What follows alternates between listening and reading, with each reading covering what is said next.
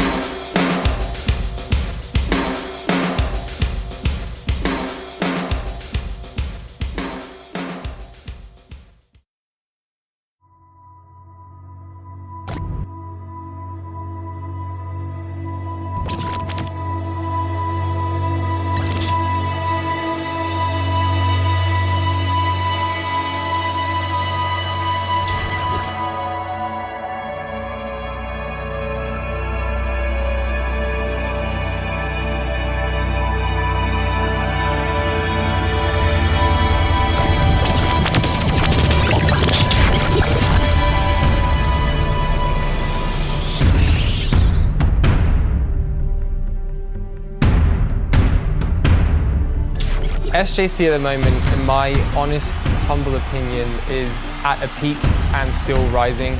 We're in a position that I never imagined that we would be in.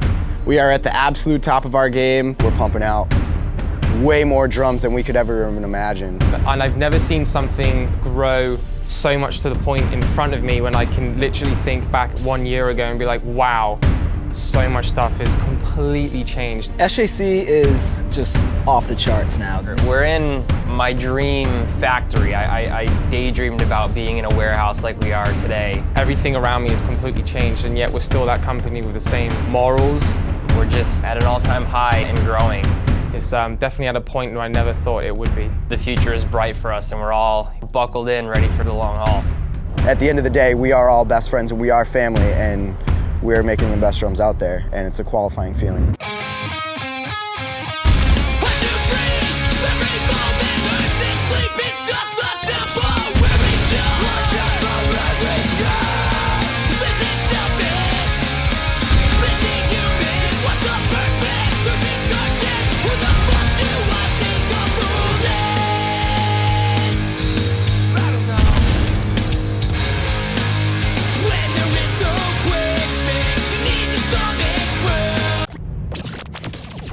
For the next hour and a half, you're about to embark on an amazing journey started by my brother and myself in the year 2000. SJC didn't get to the point where we're at without many struggles and hardships. We're from humble beginnings, and we've got a foundation that we built on our own. Yeah, lived in Dudley my whole life. Small town, bank, post office. Everyone knows everybody. Dad's got a car dealership down the road. My great-grandma, about 10, 15 years ago, built a house, backyard of my parents' house where I was living. That's where SJC was started. SJC production warehouse in the early days was in Grandma's basement next door. Scott and I lived with my mom and dad next door to the shop. From the early days, I was not aware of how simple the beginnings were of SJC. I had no idea that it was two brothers starting the company out. How did I become part of the SJC family? Well, I started it, so I guess that's how. Scott started refurbishing drums for fun. We both played drums. My brother ended up getting a drum set a couple years after I took up the saxophone and the piano, and I'd hear him playing beats next door when I was honking on my saxophone, and I got a little jealous, so I started bashing on his drums when he wasn't home. I had a kit, he got a kit shortly after, spray painted it, recovered it, made it look cool. I kind of got interested in it, obviously, because I love drums. So I said, you know, that's pretty cool. Maybe I can do that to my kit. Maybe we can build a kit from scratch, from the ground up. That would be sweet as well. He and his brother Scott actually took apart a drum set, kind of analyzed the science behind it, and realized that they could build drums on their own. Scott was up in school in Maine and decided to put together a drum kit. It sounded awesome, it looked cool. Took literally a corner, a table size corner of my grandma's basement. I started designing stuff. I guess maybe I took after my dad and just always had a knack for marketing and business and sales. I was in college for a year, and I remember driving home almost every day, you know, through the weekend, building drums with Scott. Whenever you buy a consumer product that you know is built by someone, I think you have this grander thought in your head that it's a bunch of people working on your item and it's like a big warehouse factory thing. You never really just assume it's one person working on it, which at that time it really was. I mean, Mike and Scott were the only two people touching those drums, so anything that came out of that basement was made by just two people. Dad's car dealership's right there. Worked there when I was like 12, cleaning cars, and Scott worked in the parts department. It's pretty sweet. That's kind of where I worked there, parking shop, bagging groceries, and at Dunkin' Donuts, which is right down the road from my house. I walked there when I was like 12 years old. I worked at like 6 in the morning. That's where kind of like where we made the money to front SJC at the beginning. We'd work other jobs to work at SJC and get that going, so. Scott and I would just walk through the path to the backyard. We used to have like a door handle and a latch. Actually, it's wide open. Cool. So we come over here, open the bulkhead, and this was really our only source of air when we'd be working down there.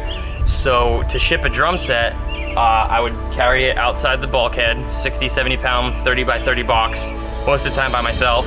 Carry it out, put it on a dolly, wheel it over to my parents' house. DHL, which we used at the time, would pick it up, ship it out. That got a little tough in the winter when there was 3 feet of snow. I would have to come out here, shovel a path to my parents' house, bring it over there. That wasn't very fun, and that's where these massive muscles come from, if you were wondering. Meeting Mike, he was like really the first serious drummer that I actually ever started playing with, and we wanted to start a punk band. He's like, well, my dad's taking me to get my eyebrow pierced tomorrow, so yeah, let's play the next day. I actually taught him how to play the fast beat because that's the type of music I really wanted to play. Fast beat, still can't really play it.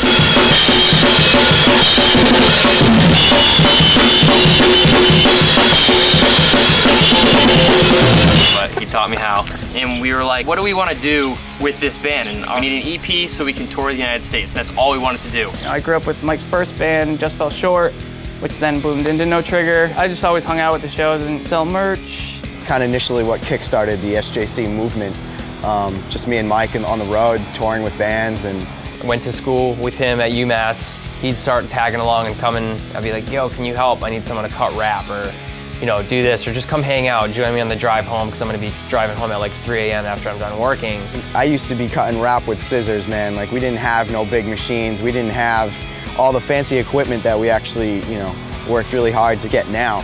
John introduced me to Millencolin and Strike Anywhere and Propagandhi and all those bands that really kind of shifted my mindset. That initial spark with showing him that fast beat was pretty cool.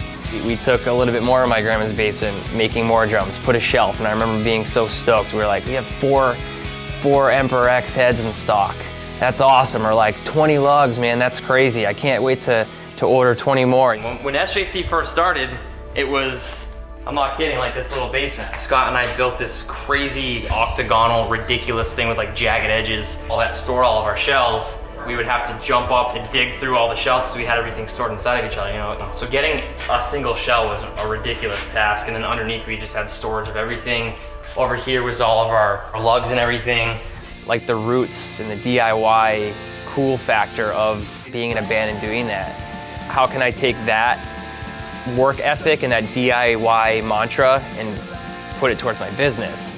The ethic and the creativity has always been the same from the very beginning, and like I said, it was just the tip of the iceberg. I was in college, it was like 9 o'clock on a Sunday night, and I was like, I wonder if I email the band if they would write back and get a drum set from us. I'm gonna try it. I'm gonna try Strike Anywhere. So I went on their website, found their email address for the band, wrote to them. An hour later, Eric Kane wrote back to me. Yeah, man, I'd love to check out your drums. Dude, I must have done a backflip or something in my dorm room because I was freaking out. But he wrote back, he called me the next day, we designed a drum set. I drove down to New Jersey with Strader, delivered the drum set, he loved it. I remember Wagon Shits fucking gets behind the kit and was hitting the drum, was like, I don't know if we got a good kit here. Well, obviously they did, because they still have SJC. This is where we did all the shelf storage, all my boxes like I was saying. Right here is where we keep finished drums, / I would take pictures against this wall. So you see the pictures before we have the black background of the drums, all the white background was right there against that wall. Right here is where I'd pack all the drums. I had like this much area right here to pack all the drums. and it was, my mom would help me, my little sister would help me, and me, we'd pack all the kits, and it was just a very small area. Picture that with a 30 by 30 box, getting ready to go out, trying to pack another box next to it. It was crazy. And from here to here was our woodworking room. So that big ass room that you see right now in our current warehouse that has, you know, however many tables and however much space was all in here. This is kind of like Scott's area to work in and do all the edges and everything. It was pretty ridiculous. From there, it was just like, okay, what else can we do? Scott's favorite band is the Aquabats. I'm gonna hit them up. Next day, they email me back. Yeah, we want a drum set. That, you know, was just like, wow, we can do this. So I remember Streetlight Manifesto coming to my grandma's house. He knocked on my grandma's door and it was like 6 a.m. and my grandma had like curlers in. And Chris and all of Streetlight Manifesto got to meet my grandma, and she just opened the door. She's like, boys, you know, this band is here. And my grandma showing him the basement and bringing him down to pick up his red Sparkle with black hardware kit, you know. Tony Roberto, he played in a band called Duck Hunt. Then I remember him and I jumping in a car, taking his kit. He let me take his kit that he owned and paid for down to see Justin Weir, who played in Monty's Fan Club. It was just this networking spiral that I saw, okay, you meet this dude, you can get to this dude. You talk to this dude, he's friends with him, you make him happy, he's gonna tell his friend about it, and his friend's gonna want that too. I got out of college and I was just hanging out with Mike, and I kind of like shadowed him to see what he was doing every day. I set up the MySpace, spent all my time doing this weird layout right when MySpace came out. I hit up bands, find them all over the place. College, both being in bands and running a company. A lot of overnight spending, not making any money at all, just helping my boys out, getting this company off the ground. This small area, from there to there, to there, to there, is where I would powder coat. Then I'd walk out, go over here and have like a hanging station for it to dry. Through here, we had all of our rolled wraps, like the big, huge sheets, all shoved in there. A small table right here where I do the interior of the drums. The assembly room was just all the parts against this pegboard wall.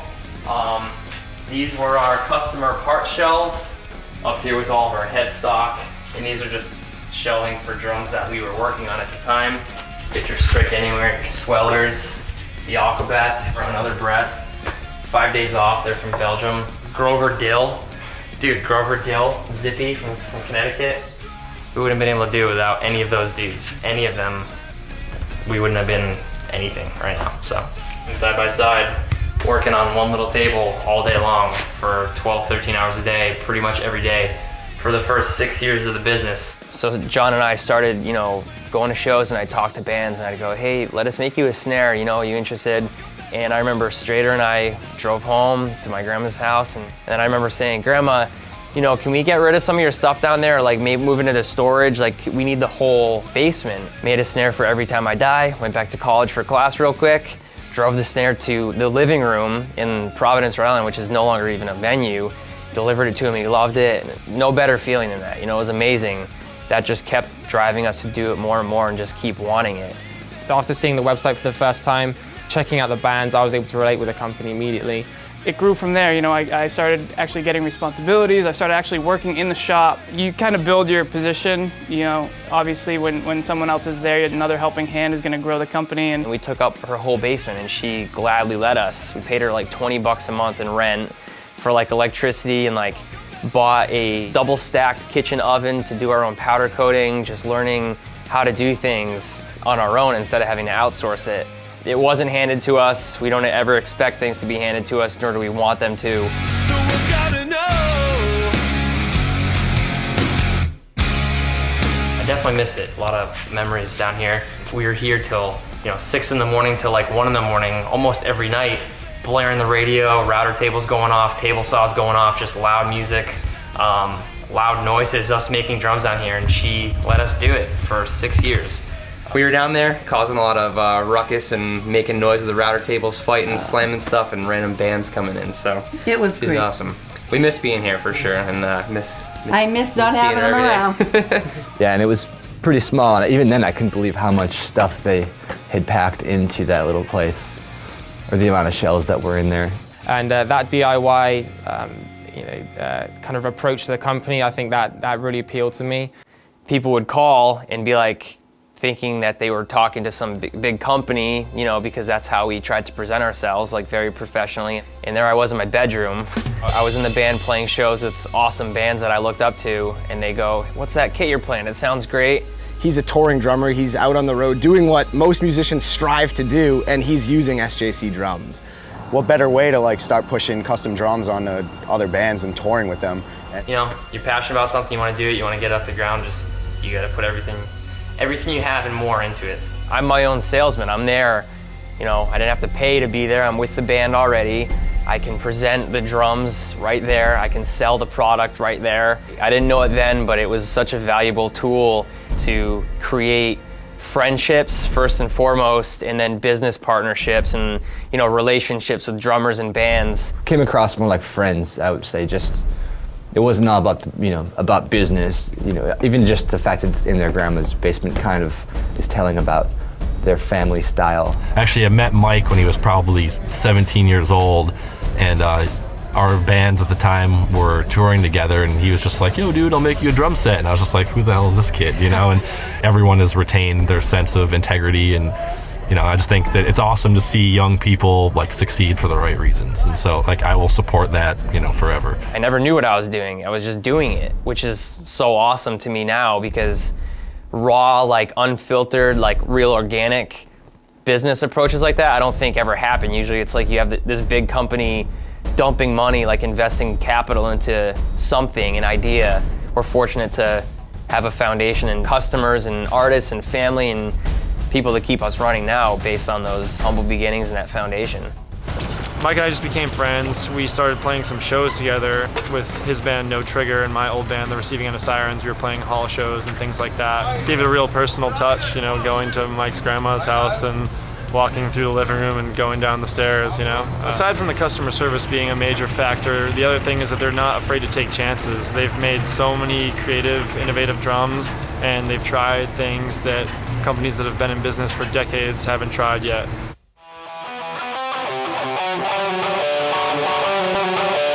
Butcher is Andy Mrotek from the Academy Is, Animal Upstairs. In Worcester, right around here at the Palladium, Mike was handing out like the postcards, the promotional stuff, and I got one and kind of freaked out. Andy, aka The Butcher, he wanted Scott and I to build him some Yamaha style wood hoops for his bass drum. The idea of customizing a kit had always kind of interested me.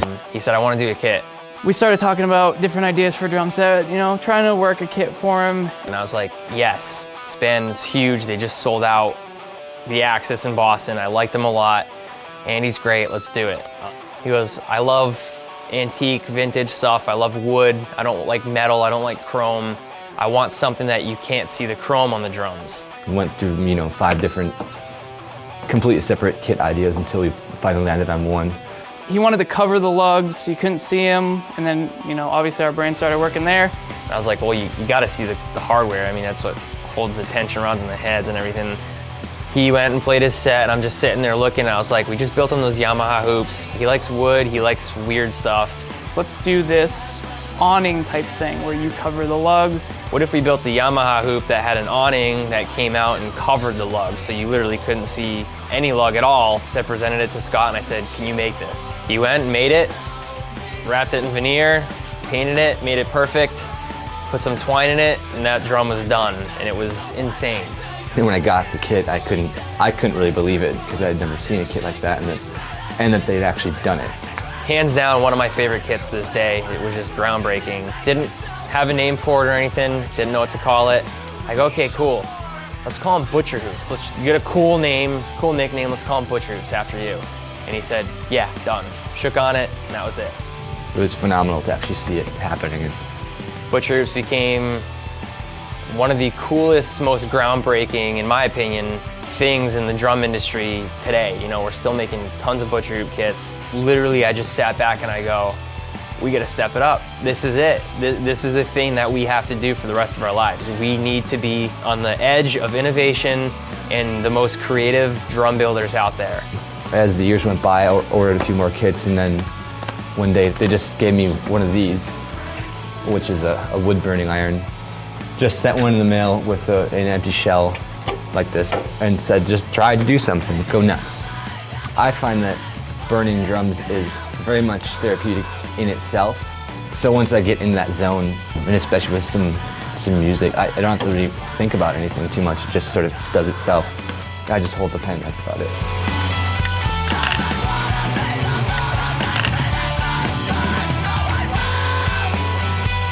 Generally, I'll sketch out a general image and then just line it first, and then slowly but surely start to shade it. I used to have like a very Frankenstein setup of different irons because they have a short life. They just eventually die. If you use it on a piece of wood for more than 10 minutes, the temperature will drop in half because the wood wants to absorb all of that heat. So then you have to like let it sit down for a while and just heat back up. And of course this thing, so they don't roll off of the table and start the carpet on fire. I made the mistake one time of trying to burn a shell that had lacquer on it, and that was very bad. I almost like passed out from the fumes.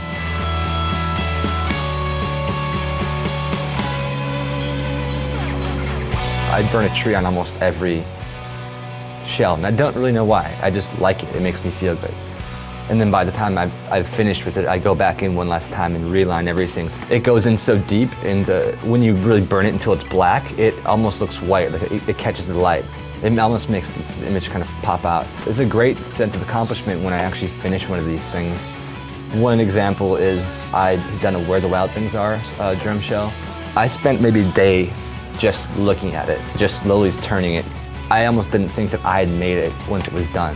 Not to toot my own horn, I'm just saying I was so satisfied with the end result. So much so that I was considering holding it for ransom and not giving it to SJC. Butcher literally was like a mentor to me. Like he lit a fire under my ass to just be the most creative drum builder and designer ever. They've given me one more gift. I mean, and drums are one thing, but they actually helped me become a better artist. This is one more thing I can do now, and I wasn't anticipating becoming somewhat proficient in a new craft. I just assumed I just painted, you know. He's a great friend and a great drummer and a great guy all around, and just inspires me to just be out of the box, crazy, and awesome. I really love doing it. And again, the smell is, if you could smell it out there, you can't. It smells like a campfire.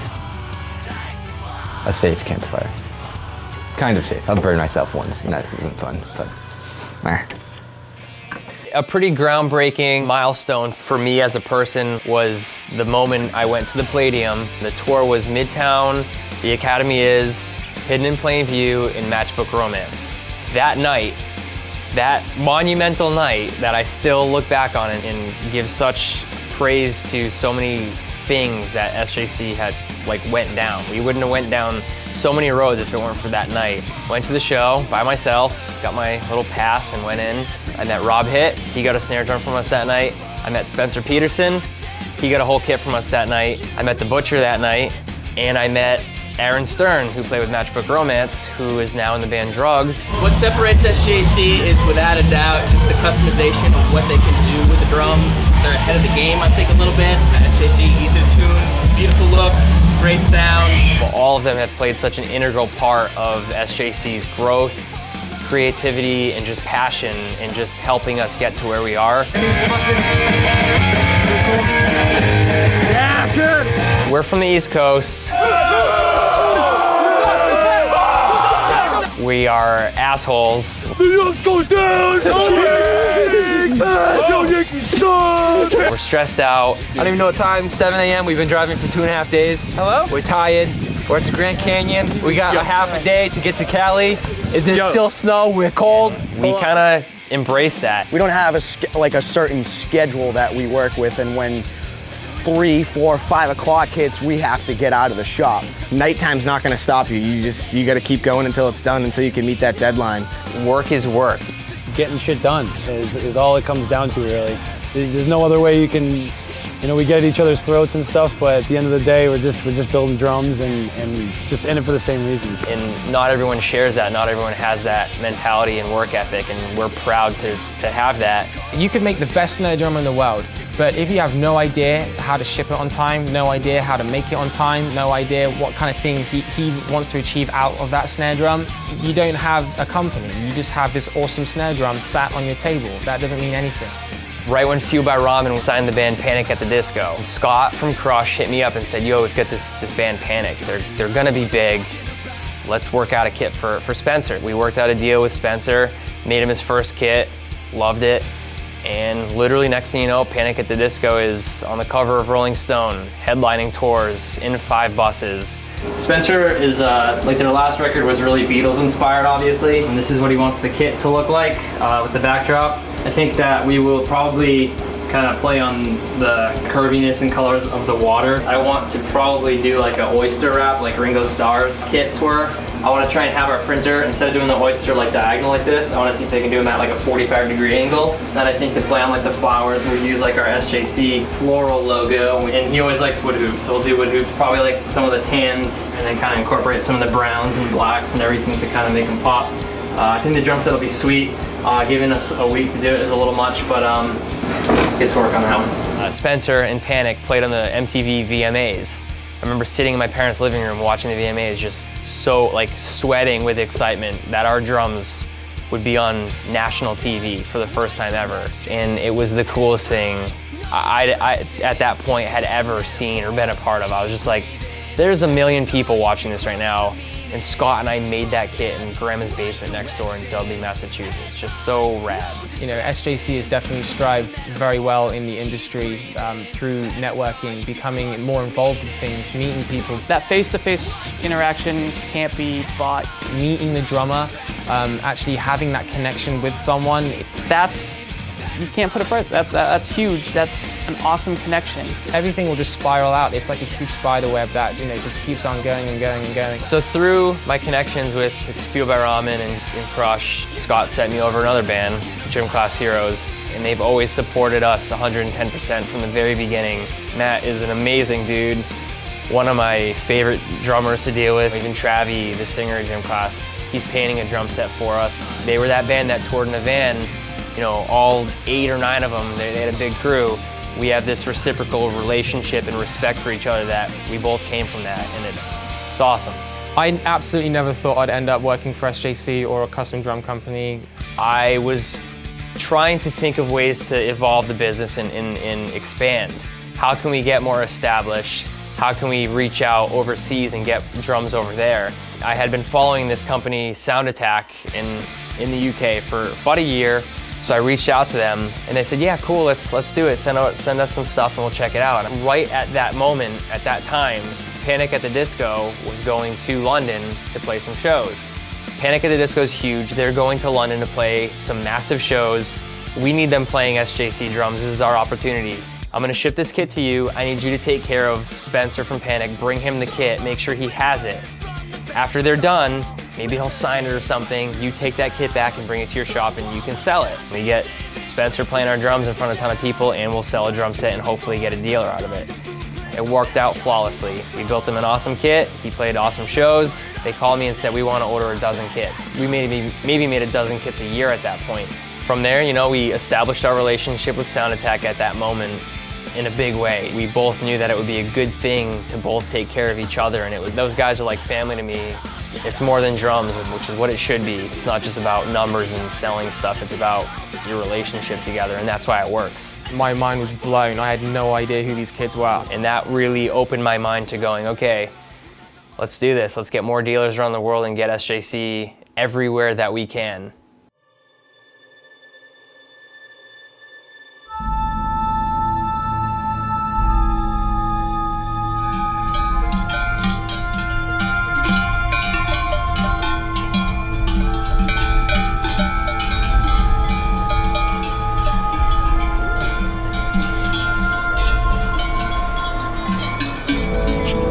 Nice and clean, blue. It's pretty beautiful.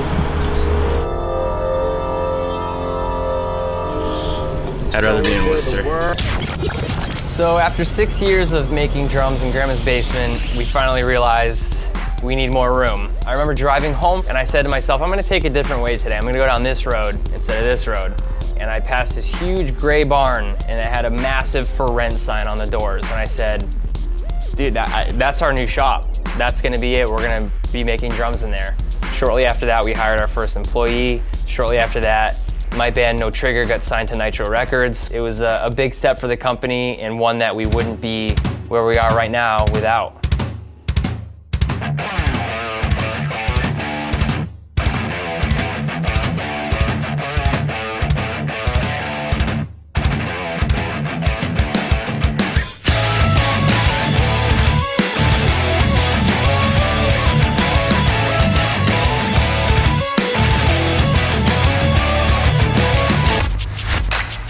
We're here at the SJC World Headquarters, Dudley, Massachusetts.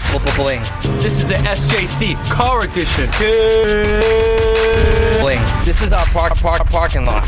Scott's Whip, a 99 4Runner, black, tinted windows, 2006, 2006, 2006, 6, Matrix.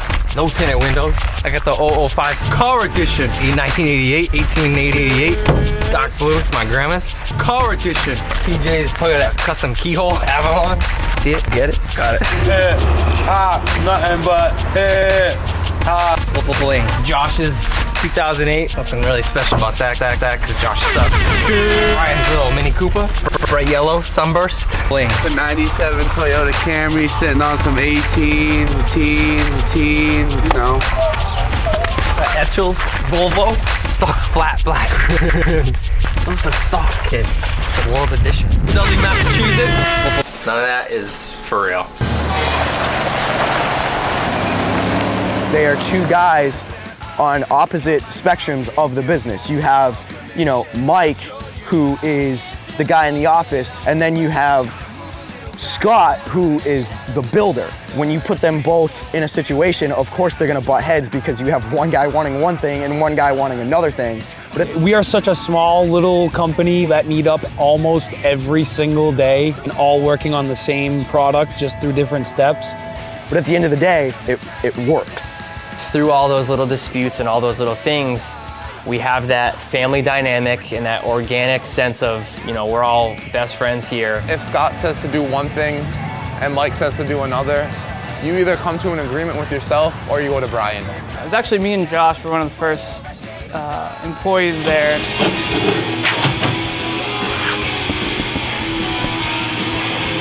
Just right. When I was a senior in high school, Scott came into one of my music classes to be a student teacher for a semester. I pestered him for about 2 years until he finally offered me a summer job to come down and help out at the shop. And one thing led to another. I ended up not going back to school and made this my life.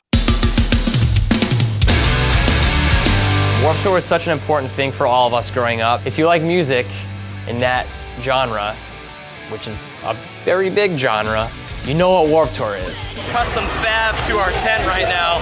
No one knows where we are, so he's gonna make it say SJC for us. I was gonna do it backwards S, that's not right. This is Maddie, drum tech for Set Your Goals. Kid. Nothing big. So for us to be a part of that is so huge because it gives us cred and just puts our name in front of so many people. We just saw Enter Ciprari. Tyler, my boy, is filling in on drum stem. He's our West Coast A&R. I go out and I find bands that are up and coming, and I introduce them to the SJC family, get them up and running, and make their life a whole lot better. They get drums done when they say they're going to be done. They do them well, and they treat everybody as if they're the company's biggest artist or smallest artist. Nobody gets treated any differently.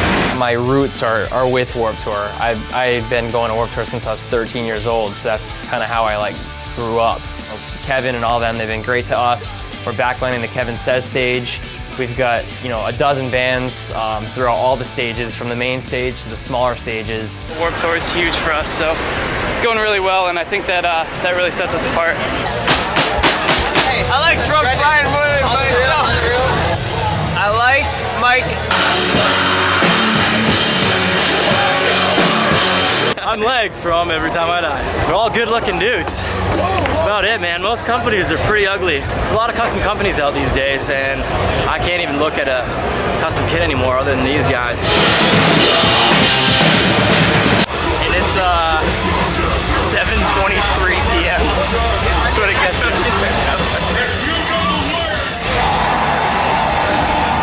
Hey, can we try and get AWK to stand next to him? totally chip-faced, man. That kid's chip-faced. That's amazing. This guy right here, Brian. His name's Brian. Hey, Brian. He's sound asleep. To be woken up out of a deep sleep can be very startling and sometimes downright unpleasant. I've definitely had my share of rude awakenings in life. And Brian! You know, the shows was real good, and like our bands were really good. That place is awesome. Was the place awesome? The place is definitely awesome. Like we had some lunch that was good. We're doing a lot of good stuff with them, a lot of promo, Twitter stuff to really keep the activity going between us, you guys, and the bands. What do you think sets SJC apart from all those other companies? Revolutionary. Revolutionary. Seriously. If you see SJC, it just, you know it's legit and you're excited to play and it looks great as well. I mean, I don't know that much about drums, but for me, like, I had a lot of fun building the kit with him because you can basically make anything you want. Everything's completely custom. There's nothing they can't do, basically. So, you know, I've never seen that with a drum company before. So, like, SJC, best. They're really, really, really great with their artists. Like they're artists, like they're friends with all of their artists, and I think that's what's great about them is because they're my business partner, but at the same time, like I know that they're a friend of mine, and I think that helps when you have a company, and having a friendship like that is awesome too. Not only is SJC awesome drums, they will do anything for you that you can think of. I've had crazy ideas. They're also just the coolest people ever. You know, they come out to every show that we have anywhere near the Massachusetts area. Anything I need, they, you know, on the drop of a hat, they'll send it out to me, and that's something that really matters. You know, drummers who are always on the go and you know constantly traveling. So around the time that we moved into our new warehouse, a couple bands hit me up that were pretty influential in helping us get to that next step. One of them being Boys Like Girls.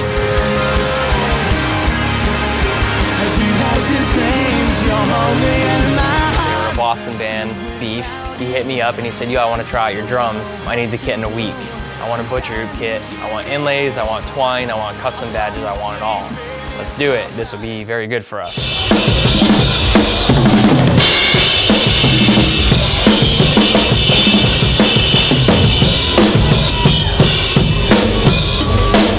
Many intricacies to doing that. Scott got sick right as he was about to start staining John's drum set, and he texted me when I was at a show in Boston on a Sunday afternoon. So I got that text and I go, huh, okay, that means I have to get this going. So I left the show, drove to the shop, sanded the shells, prepped them, stained them, got them ready for Scott to spray the clear coat on them the next day. So I drove back to the show, did the thing, drove home, 1 a.m., 2 a.m. got home, woke up super early the next day, finished Beef's kit, got it done.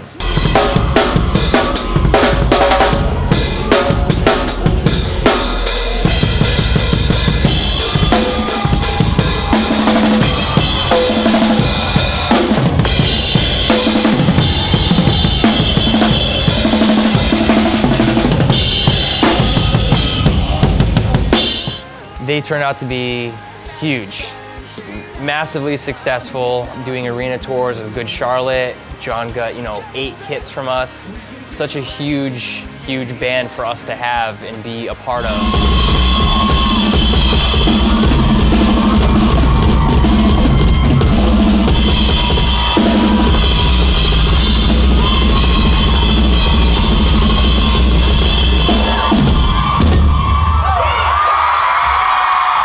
I was on tour with No Trigger.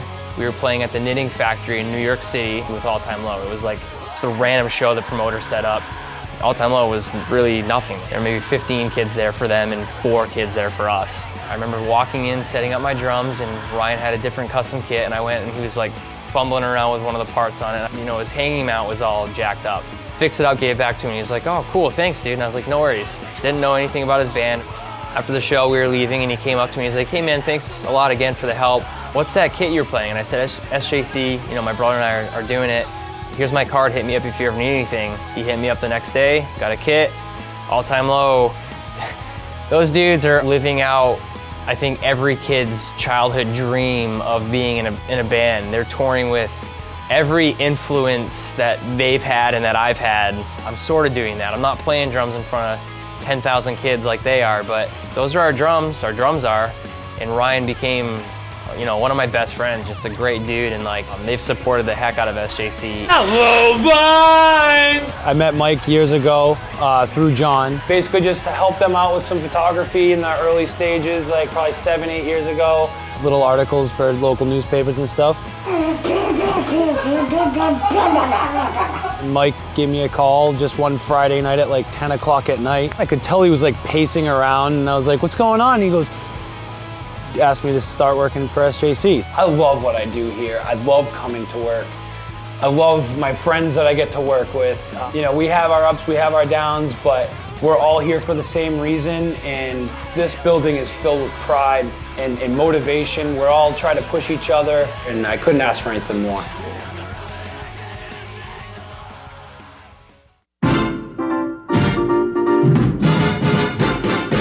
NAMM show. This is an awesome time for us to really dial in and create something crazy.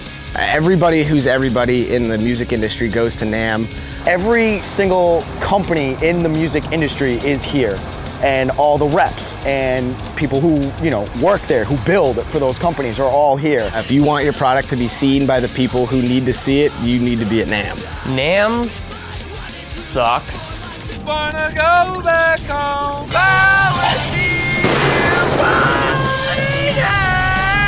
Fucking sick of this band. You're holding back. NAMM is awesome.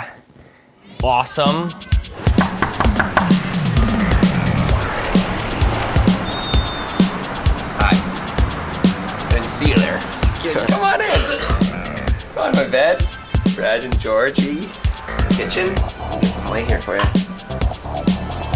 You got Matt. Cheerios.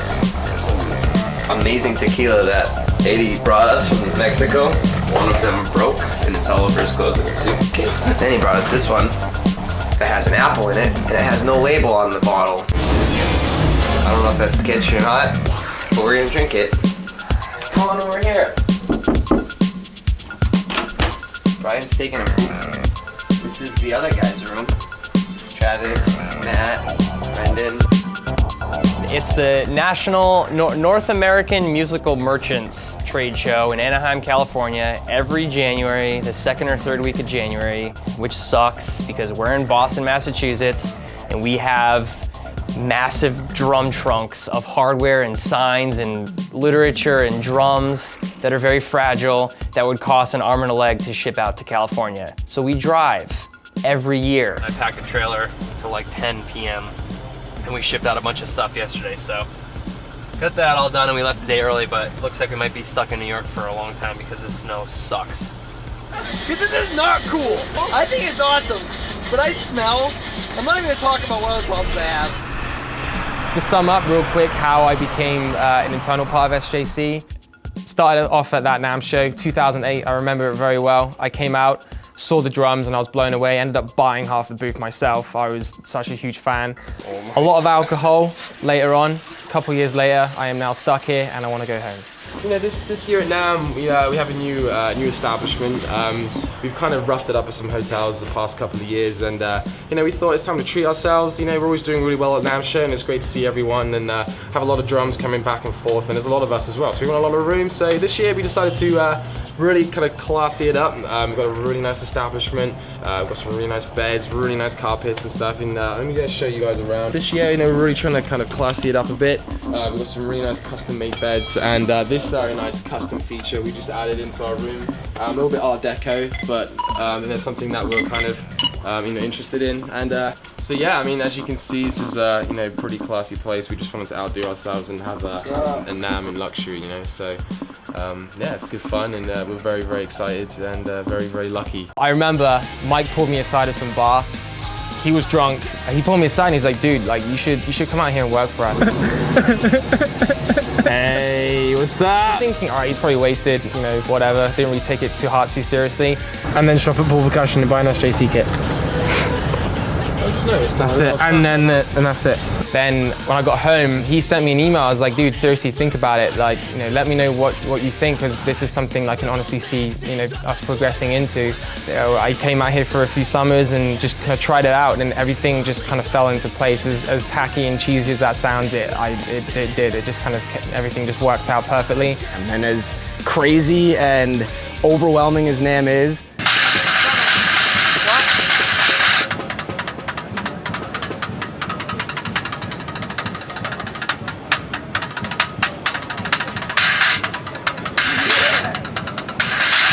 it's definitely worth it, and it's a complete experience in the end. The first NAMM we did, PJ and I drove out here in a budget truck. John and PJ drove to California. The rest of us flew. I didn't know what we were getting ourselves into. No one knew what we were getting ourselves into. We could just see the website and see like pictures and stuff. I rented a 15-passenger van in California. I got 4 hotel rooms, just a 3D embossed sign. We had a 10 by 20 booth, tons of drums. All of us were there, and it was so awesome. NAMM brings with it an overwhelming sense of just awesomeness. Hey, pretty. SJC gives back. I absolutely love it. I love being in California. I love the place. I love what NAMM Show is about. I love just being in this awesome place for a whole week, just talking drums, doing nothing but drum stuff. We're staying at the Eden Rock. And you got wasted last night. You got Eden Rock tattooed on your foot. I got Eden Rock. It's pretty sore. Tight on my foot last night. Who gives a flying fuck about NAMM? So this is Brad Filip. Brad kind of takes our crazy ideas and makes it come to life, really. Mike came to me looking for help with redoing the website. We're fucking back, partying our ass off. Who gives a flying fuck about NAMM? He came across a couple of the band websites that I've done in the past, like Taking Back Sunday, Angels and Airwaves. Made us a killer website, and I guess the rest is history, really. Like, we did the virtual kit designer, which was revolutionary. Virtual kit designer, which was a huge project. Probably took me, I want to say, the better part of a year. I think we had probably 300 pages of code in that thing. To try and test all that and get it all working the right way was a pretty big deal. Nobody else was ever doing anything like that in the drum world, so it kind of really set a precedent for all the other companies to kind of step up their game in the web world. We're from Boston, kid.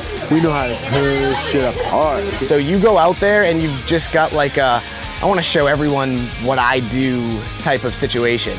I guess it's kind of like an X Games type of feel where everyone gets hot-headed and they want to show that they're the best, but it's also like you're having a good time and you're with the people in the industry that share that same passion that you do.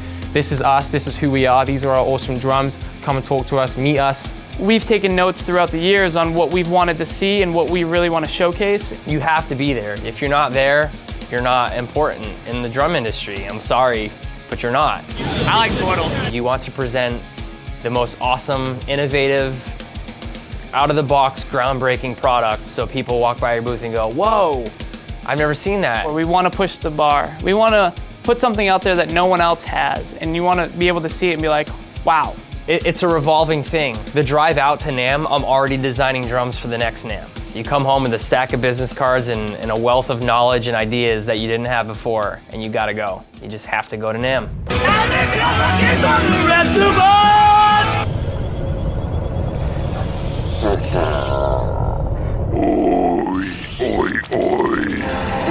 We're keeping moving.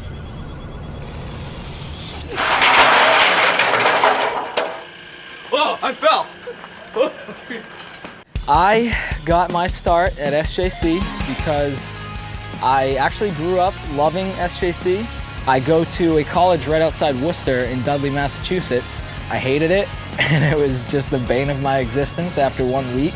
So I went home and I wrote whoever was head of the company. I didn't know at the time, it ended up being Mike. A very long, heartfelt email about how I hated my time where I was, and I would really like to, if he could be so kind as to let me come and hang at the shop. So he sent me an email in typical SJC fashion, probably back within the minute. 45 seconds I'll give him. Said, hell yeah, dude, I'd love for you to come down. I'm sorry you're having a good time. Hopefully we can turn it around for you. Went down to the shop the next day, had little butterflies, had like Dickies shorts, and like Nikes and an all-time low sweatshirt, and I was just the cat's meow in my personal opinion. And I went in and I met Mike, and I was like, Jeremy? Shook his hand, just business from the get-go, just so nice, showed me around the shop. You know, had a blast, and I left that day, and he was like, yo, dude, like, honestly, if you'd like to come back and hang out any day you want, like, it's cool. I interpreted that as you can come here and never leave if you want, because that's what I did. I started coming every day and just didn't leave. And eventually, I think they were like, this kid isn't going anywhere, so we might as well just hire him.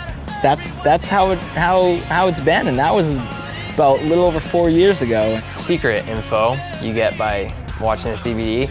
Scott and I drove out to Florida to deliver a kit for Panic at the Disco, and we were filming a pilot for a reality TV show.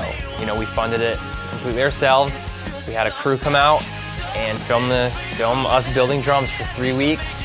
And part of that was we wanted to get Panic personally on the show, and by doing that, we drove the drums to Florida, where the tour started. So we rented an RV, picked up Spencer's brand new drum trunks, chucked him in the trailer, delivered his kit, drove to Florida, which sucked. It was for a reality TV show or not, really taught us a lot about getting things done and having to do it, and just getting to experience your drums the first night of tour, kind of breaking them in front of 15,000 kids as the curtain opens, was just amazing. Like, I had goosebumps and like chills, and the hair on my neck stood up, and I was just like, dude, that's insane. If your head's in the right spot, the rewards are unlimited. It was amazing. I was interested in carpentry, and I obviously played drums. I was never an SJC fan until I found out that they were in Massachusetts, and I was like, oh, you know, this might be an awesome opportunity for me to get an internship here. And like, I always had this mindset that no matter how hard I try, that something will always good will come from it. So I literally went in there every day with a smile on my face and asked everybody what I should do. And when I finished that, I would run to somebody else and ask what else I should do. What were you just doing, Matt? Sanding about 5 drum sets. Brian was the one that kind of gave Mike the nudge to go, this kid's really doing something, and I think he's going to be of value to the company. We made drums for Charles Haynes. He was referred to us, and I was referred to him through our friends at Vader Drumsticks. He was playing with Kanye West at that time. He's an amazing drummer and an amazing guy. He came down to our shop and said, you know, I want you to build me, you know, a kit so I can tour with it. It was a pretty modest kit. It was just black glitter with a ginger glitter stripe, 10, 12, 14, 16, 20-inch kick drum, a couple snare drums. He called me up and said, yo, I need a backline kit in LA. I'm playing on the Grammys. And I was like, dang, dude, yeah, all right, cool. Where, when, what do you need? Let's line it up. He goes, all right, cool, I'm playing with Lady Gaga on the Grammys. I was like, dude, Lady Gaga is massive and just so huge playing on the Grammys. He goes, yo, Mike, you're not gonna believe this, but Lady Gaga is doing a collab with Elton John on the Grammys, and I'm playing your kit on it. Make sure you watch it Sunday night. So I call my dad, I'm like, freaking, our drums are gonna be with Elton John on the Grammys, make sure you watch. And I remember him and I were at my grandma's sitting there watching TV, and Lady Gaga comes on, and there's Charlie Dog playing a red backline kit on the Grammys with Elton John playing the piano, and literally zooming in on Elton John's face, and you see the SJC logo right over his shoulder the whole time. And to actually see it with my own eyes, like, that drum was in Dudley, you know, a couple months ago, and now it's behind Elton John. Such an awesome moment for us. Like, that goes so many generations. Like, that's one of my dad's favorite musicians, and there he was, like, freaking out, you know?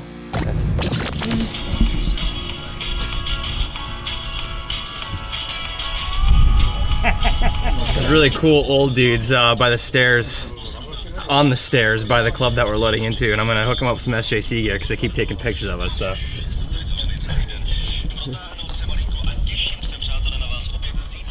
Yeah. Oh. Yeah. Yeah. Okay. Thank you.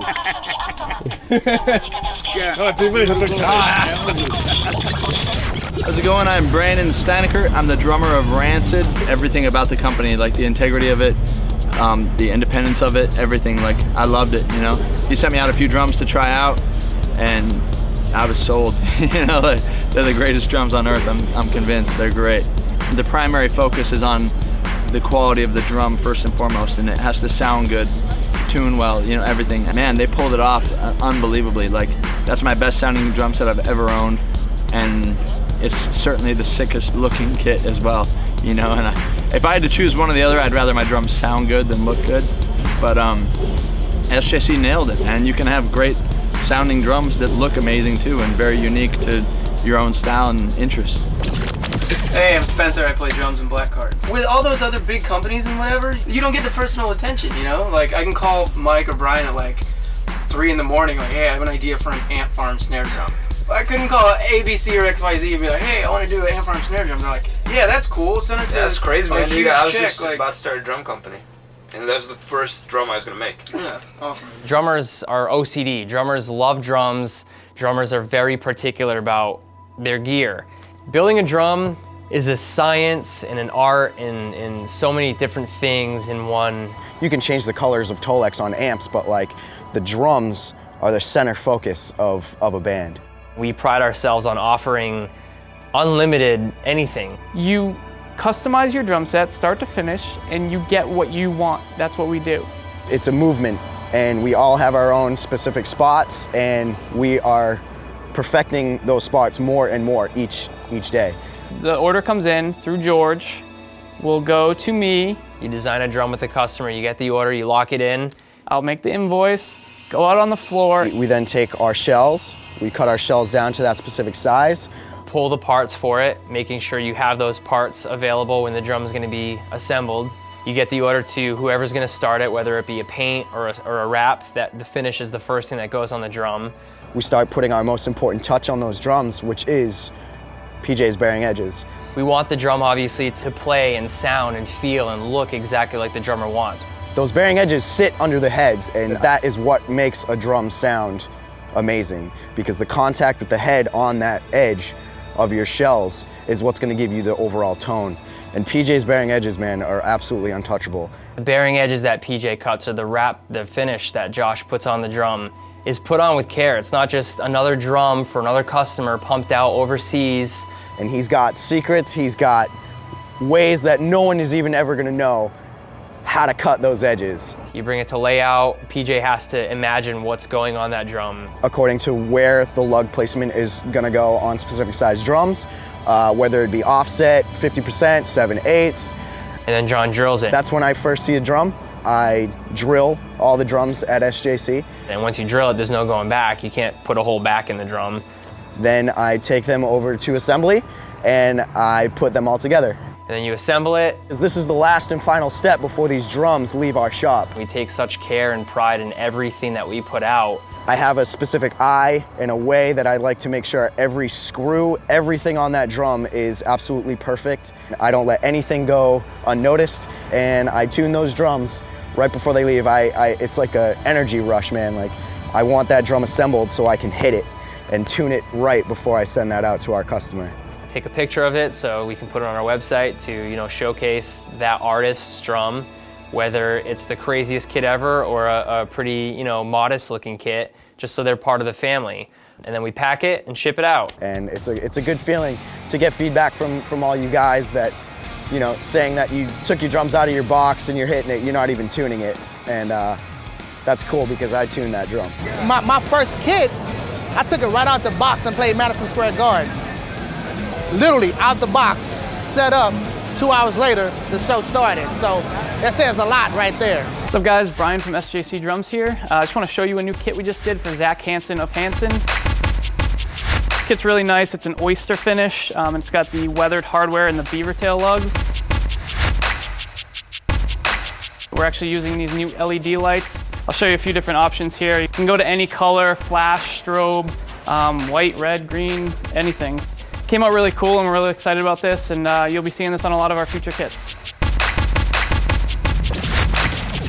SJC is a lifestyle choice. Every single day at SJC, whether it be a Saturday, a Sunday, or a typical Monday morning, there is so much stress. I have had to seek therapy for it at times. There's deadlines, there's quality control. Everything has to be perfect and on point.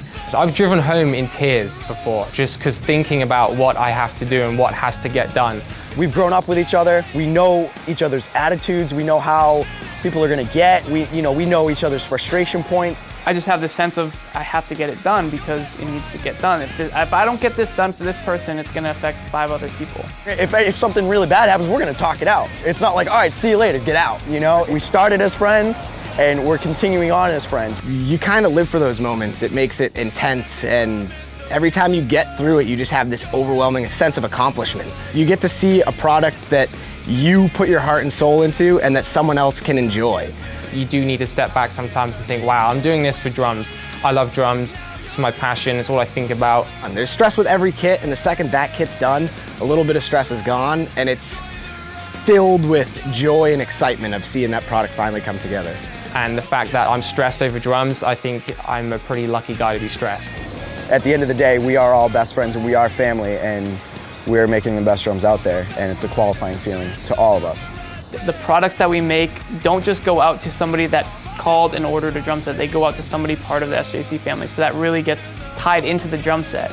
We offer a one-stop shop for drummers to feel part of a family, feel like they're taken care of, and they're gonna get what they want. Drummers have the biggest instrument out of anybody on stage, and it's such a personal thing. It speaks volumes of their personality and their drumming style. I mean, before I even worked for the company, I even ordered my kit just like anyone else would, and I felt like I was part of this cool group, and I felt included in something. We could relate to those kids. Oh, I remember when I went on my first tour, or I remember my first drum set. And that feeling really goes into the drums and really lets us relate to them. And I strongly believe that our drums are what they are because of the family dynamic. So much heart and soul and passion goes into our work. A lot of options out there, but we sure are working our asses off to make sure that people understand that SJC is more than just another drum set out on tour with a band. So yeah, I'm here out in Australia with No Trigger, touring for a few weeks. My main priority all the time is always SJC. That's always at the forefront of my mind, and I'm always thinking, how can I get SJC more places and bigger and better? And if you want it done right, do it yourself. What better way than sending me to Australia to meet Australian kids that already play SJC drums and are interested in SJC drums.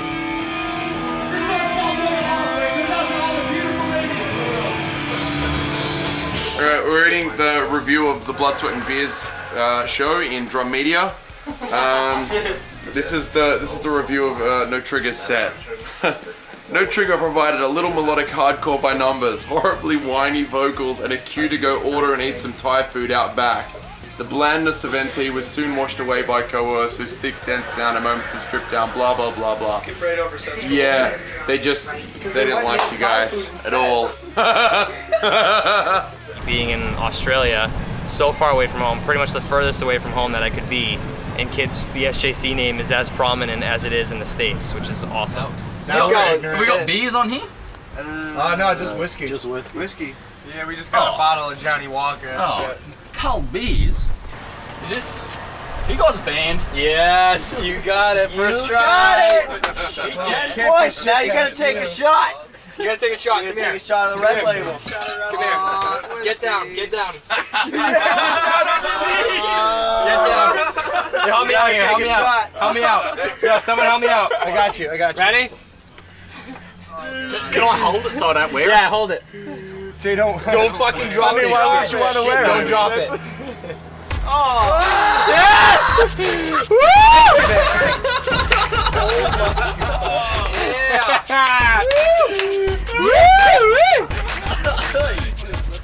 It's not weak. They have such a wide variety of crazy designs, and I couldn't believe some of the stuff I was like seeing online and stuff like that. So I was really into that, and I really like that it's like a super tight-knit family feel. You can call Mike, get in touch with him whenever you want, and you feel like you're really a part of the company, being one of the drummers and stuff like that. So I think it's really cool to be a part of SJC. Right on. What's your name? Max. What's your full name? Max No Difference. Louis? Luigi Giovanni Castoni Ciprari. My father was drunk when he named me. And you're Mike and Scott's grandfather? I don't really know. How come your fingers on the lens? Because I'm steadying it. What? I'm steadying it. I usually do that when I chase a leak. Come on, I'm on the clock now, kid. $20 a second. Hey, Grandpa, do you like Set Your Goals? Huh? Do you like Set Your Goals? What goals? Set Your Goals, that's the band playing down there. Do you like them?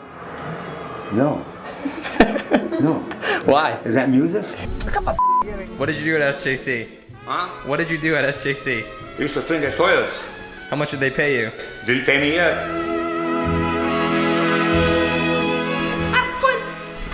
Show off. Should be a coffin. What do you think of SJC Drums? Do you think they make good drums? The drum, yeah, as long as you don't drop them. Jesus Christ. Where'd you go get the beer, New York? You want to shotgun it? What? You want to shotgun it? No, you kidding me? Get out of here. Any closing statements? Who? Closing words? Yeah. Good night. I'm tired. Bye. As cheesy as the saying is, there's no I in team, and I couldn't be more relevant in SJC's case. Obviously, Mike. Mike is the owner of SJC, so this has to sound okay for you. Mike is my best friend, has been forever, and He is crazy. He's a character. Mike is crazy. Mike and I, we're stuck in the van so much together. We were trying to get our band off the ground, and getting that band off the ground was right in the time where his business was picking up a lot. Mike asks too many questions. All over the place, ripping through the shop on his scooter 1 minute. And Mike hates it when you don't let him in on stuff that's going on because he's just gonna freak out about it. The captain of the ship, in my opinion, and he is the reason why SJC is where it is at today. Everybody here to me is their own boss. Everybody here does what they have to do to get the job done for themselves, for everybody around them, and for the company. Brian has been Mike's second-hand man. He works his ass off day in and day out. Everyone sees it, everyone knows it. Brian is the craziest worker I've ever seen in my life. He's usually there when I leave, and when I get to work and think I'm gonna be the first one, Brian's usually already there. Brian works way too much. I trust him with my life. When I'm gone on tour, Brian runs the show. Brian went to college. Brian graduated with a degree. I don't even know what that degree is in, but I know it's not SJC Drums. Everyone has their job. Everyone kills their job in order for the next person to do their job and kill it. George is amazing. George and I have become best friends over the past few years. Yeah, he came over to me, Mike, and Brian's apartment and got wasted, and we covered him in Lucky Charms. George is British. So hardworking. He teaches me a lot of new words every day. And he's 24/7, passionate, ready to go, selling drums for the truest intentions of just loving, designing, and selling drums and dealing with people. George freaking rules. We love coming to work. We love being around our friends. We love building drums. We love seeing how the drum is gonna turn up at the end of the day. I just emailed him like, yo dude, what's up with our equipment? Yeah, but you're it's right here. They see your name on an invoice and they're just like, Is this all that's you better here? get that done now. His name holds weight in this industry. Strader is epic in all proportions. Strappin's always on the cutting edge of everything. Strappin's got that freshest, newest, illest everything. The most epic person I have ever met in my life. He's actually one of the most organized and clean and everything in its place people I've ever met. Everything he owns or shows you is above and beyond anything you could ever imagine. God forbid you say that bottom head is loose after he's tuned a drum. He might have a panic attack and then you guys might not be friends for a couple of months. Whoops. Just literally one of the most intense people ever. John's punched me in the face. Shut the fuck up! I can rely on him for anything. He's one of the best dudes out there, and I'm very, very lucky to know him. I love how you all think that happened. I love it. And you weren't even with me. No one was. Gotcha? In a pinch. He's in a pickle. Where does he go? Is he going to second or is he going third? Am I hitting a home run? Am I hitting a home run? Did I just hit a Just head back. Am I in world records? World records? We all take care of each other. Mike takes care of everyone. If I have a problem, I need to go speak to PJ about it. He'll take care of me. He'll make sure that my problems are solved if he can help out. PJ is the most loyal dude you'll ever meet. You know, he'll come in here start to finish and just make sure stuff gets done. He's just a workhorse. Probably one of the funniest people I ever met. and there's such care and concern that goes into his work. He is a mastermind at woodworking and so passionate about drums, it's not even funny. PJ provides all the entertainment, all the sarcasm, and just the overall joy that I take in when I come to work every single day. He's a dad. He's got a little boy, Reese. He's brought up this amazing kid. He is insane at what he does. He has such a pride in his work. He listens to Man Overboard way too much, though. It kind of, after a while, I'm just like, dude, come on.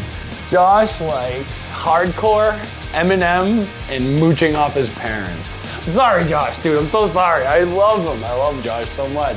Especially Brian, right? What do you think, dude? Josh? Pop back in. Oh, man. All right, no sympathy. Screw him. Josh Byrne is a lazy piece of shit. First year at NAMM, drink a whole bottle of Jack. Never seen anybody do that before. He's definitely his own character. I don't know if Josh got his record deal with Shady Records yet, because I'm pretty sure he was trying for that for a long time. I hear him rapping a lot. I think he has a crush on Eminem. Oftentimes you can look down in the laminating area and see Josh rapping a drum, doing his dubstep. He doesn't ever change his clothes, which is awesome. Every day. There's probably like diseases in there that you don't even know about. They're my diseases. I've offered to buy him new clothes and he won't take my offer. I love Eminem. He is a phenomenal rapper. I love all genres of music, but Eminem is like my favorite rapper. I could listen to his albums all day, on repeat, every day. Jeremy, AKA Drama, is the funniest dude I've ever met. Jer Bear. I love working with myself. I think I'm my own best, co-worker. Really slow at assembly. Drama is the biggest goofball at the shop. It's done.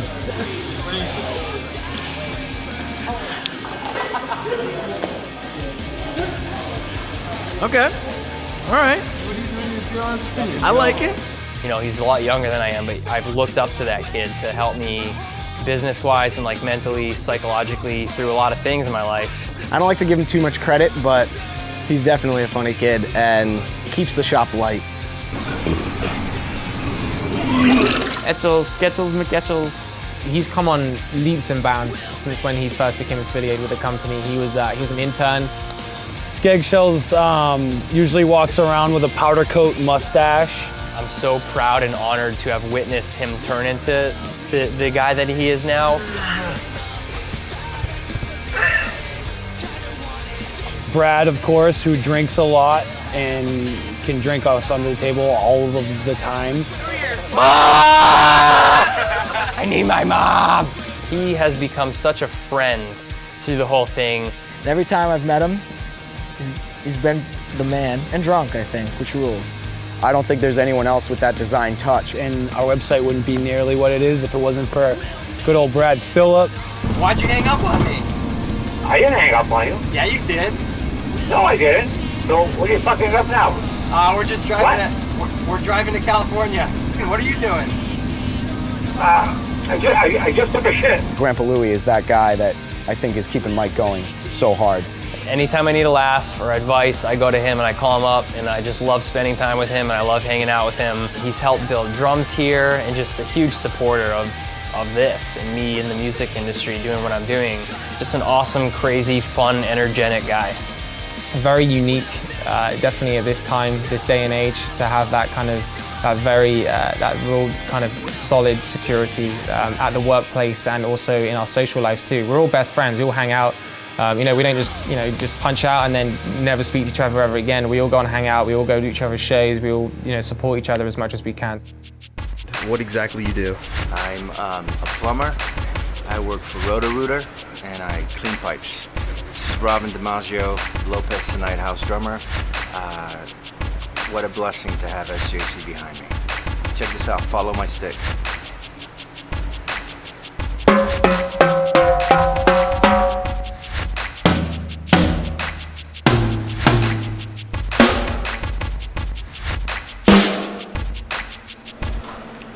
Different, their own identity, and they're not trying to be generic. Being a brand ourselves, I often step back and put myself in the consumer shoes. We work with a lot of companies, definitely local to the New England area, and we do feedback a lot of inspiration. We radiate, I'm sure, inspiration to them as well, and I think it's a very healthy circle that we're all part of together. Because me being at the forefront of the company, whether it be marketing or production-wise, I have to be the guy kind of steering the ship in our 5-year plan. Glamour Kills to Start has been nothing but awesome to us. We've known them for a long time. Marky, he's my age, doing the same thing we are, just making clothes. We've done collab with drums and stuff with them. They're like family members to us. Johnny Cupcakes, same thing. Johnny, from Boston, became very close friends with him. Johnny personally has always, he's invited us to his house for carving pumpkins or Christmas parties and stuff like that. So I even went to a lecture Johnny Cupcakes did, and he really went into depth about how he achieved what he achieved. Ollie from Drop Dead became really close friends with him.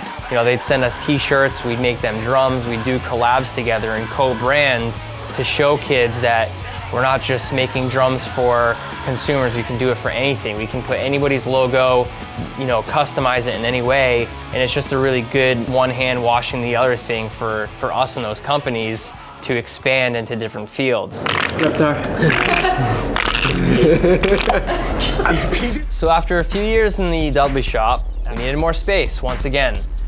And we are now in a 15,000 square foot warehouse where we've each got our own office. Every part of the drum building process has its own room, and it's just amazing. Being here has allowed us to grow leaps and bounds beyond any of our expectations. We're so excited to be here and to have the opportunity to be building more drums more efficiently, being able to hold more inventory to build drums quicker. It's just a great thing to grow the company, and we're so excited for what the future brings.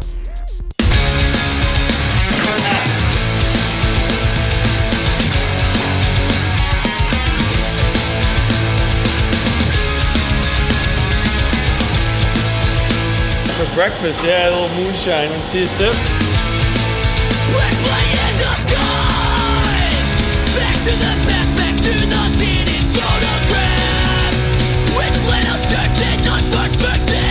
On that in the van under one of the seats. Show us. Oh my God. That's the print on it. It's like a cigar. Just put it in your mouth and get the tape. Not on that. That's how I was schooled. In there all summer. That's been there since last NAMM. Being in SJC at this current state in SJC's life is an absolute whirlwind. We are this insane shop. We have the most amount of space we've ever had. We still have the handmade craftsmanship of those drums. We have the personal guy getting back to you through email. So everything is still the same, it's just on such a bigger level, which is helping us achieve more things. And it really is, it's snowballing into this huge thing when everyone's just busting out.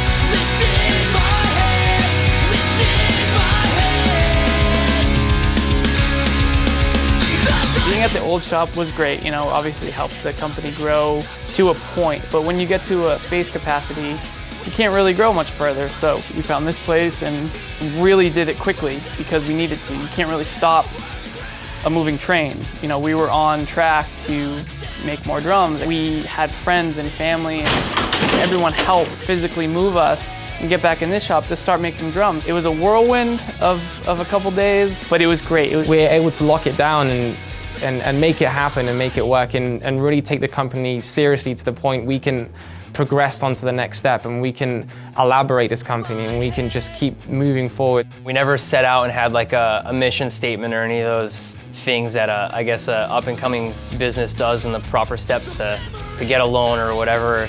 We have a very certain way of doing a lot of things at SJC. When you're a kid, somebody tells you not to touch the stove, but you touch it. And then you know not to touch it because you burn for a week. We learned that same way by doing things the wrong way first, and then going, okay, now I know the right way to do it. He really puts into perspective what's important from an outsider's point of view. Customer's always right. That is definitely one of the main things I've ever learned at SJC. Customer being your main priority, making sure they're happy, because if they're not happy, we're not happy.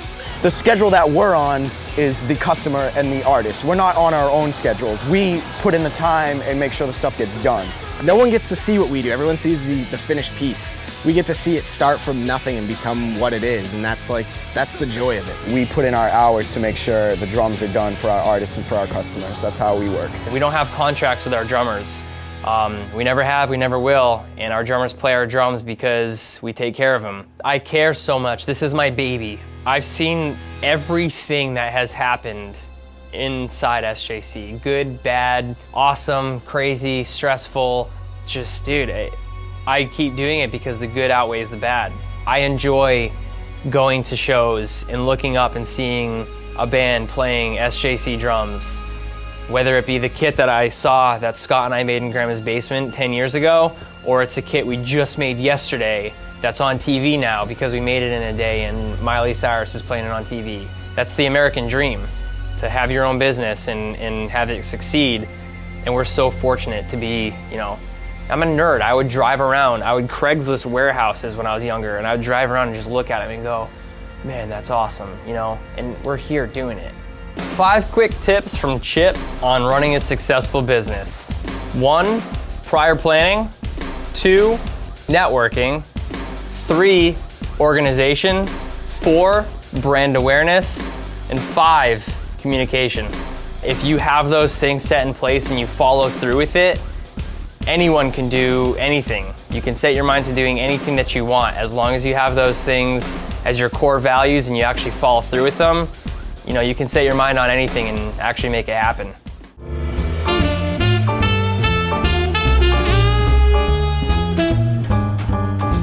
Tons of shit in the tortilla wrap and then stuff fries in there, cause that'd be like an orgasm in your mouth. I think I'm just gonna go get some ranch at the ranch market later. John Richard Strader. Straderisms. Straderisms are kind of hard to explain. Oh, excitement! Last Monday, I split my finger open. This Monday, got equipment. Is your head I don't know, but your earplugs match your shirt awfully fucking. He planned that. He planned this a week ago. You got Hidden Valley or you a craft market? Calling him a character is an understatement. You have Newman's or craft? Cause I'm just trying to get some rent. Oh, are you a 99-cent ranch store? I'll take 5. Oh, Jerry. Oh, quail eggs? Yeah, who eats? Oh, yeah. I mean, we all do. This little beer thing.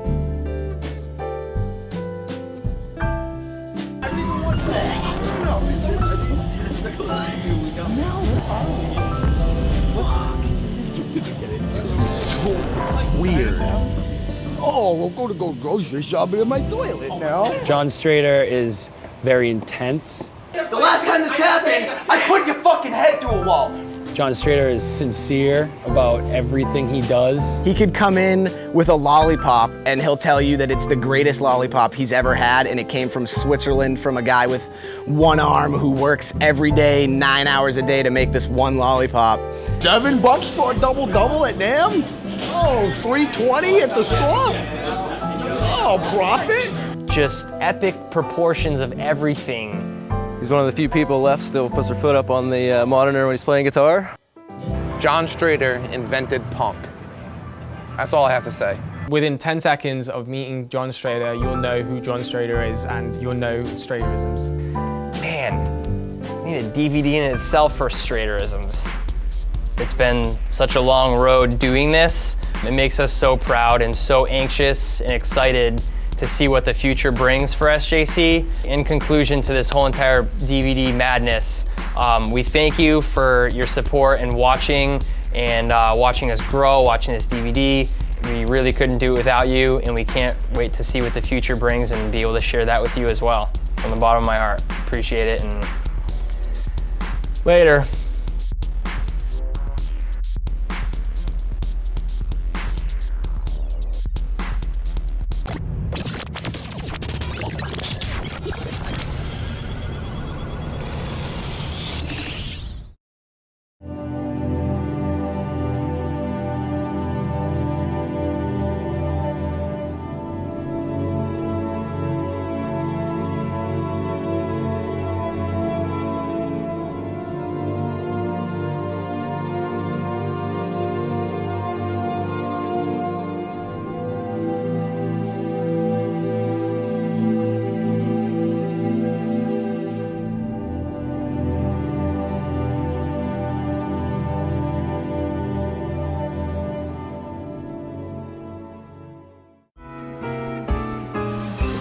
Listen, here's the end of the whole story.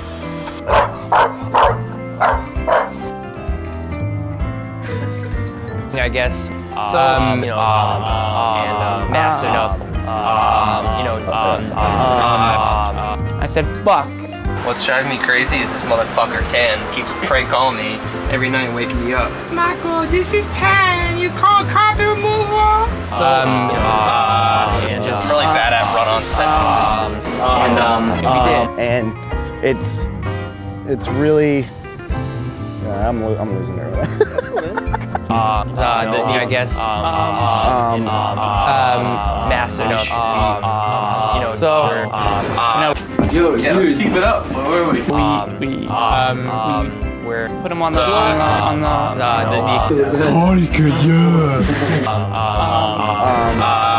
just really bad. Your legs smell like vinegar, dude. Oh, Bad at run-on sentences. And we did. I go, I'm not driving to Costa Mesa because by the time I get there, it's gonna be midnight by the time I get back. Film to pull a tip on his I'm like, that's over an hour of my night. I love to hang out, but dude, I can't fucking drive you this. My name is Ciprari. I got way too many fucking plans tonight. PJ, shut the fuck up. You've said plenty.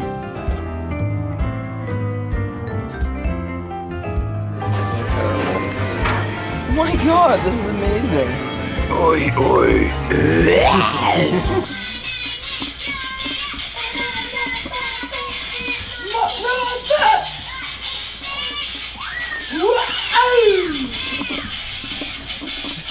The fucking angry face kills me. I'm getting out of this bed. This is disgusting. Oh, yeah. Oh!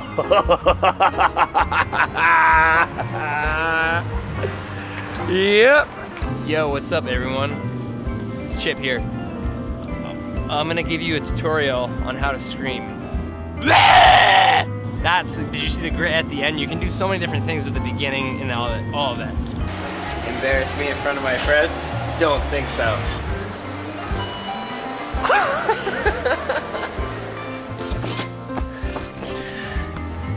Brad, you owe Brian $136. Are you fucking kidding me? Yours. Every time you buy it from me, I'll give you a sandwich. If you want a fucking quality drum set, you go with SJC. I think it's not focused. Let me focus this. You want a fucking quality drummer, you go with Coughlin. Don't fuck with it. I'm trying to get it focused. For what? Does anybody really want fucking driver's license? I don't even know why I'm driving right now.